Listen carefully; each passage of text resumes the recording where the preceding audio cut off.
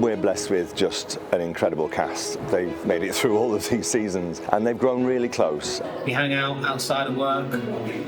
We'll keep up to date in each other's lives, which I suppose is a reason why the chemistry is pretty good on screen, because we're, it's not fake, it's authentic. They have these little routines that they do, like they rehearse lines on set, but they'll sometimes do it in different accents. It's hilarious. They've just got these little routines and traditions. It evolved very quickly. We were already incredibly close after season 1. What is on screen is very much bled from what has been in real life. So all these relationships are very much as you see in this film. And they're really rock solid. It makes my job so much easier when everyone knows who they are and what they're supposed to be.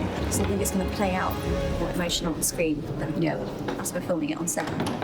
Yeah, I think we're all a little bit in denial.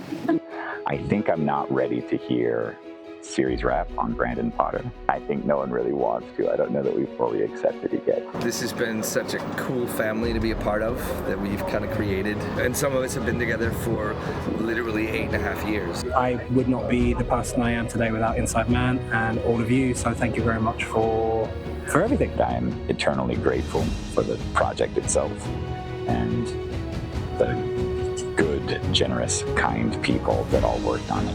Thank you very much, and we'll see you next time. Yay!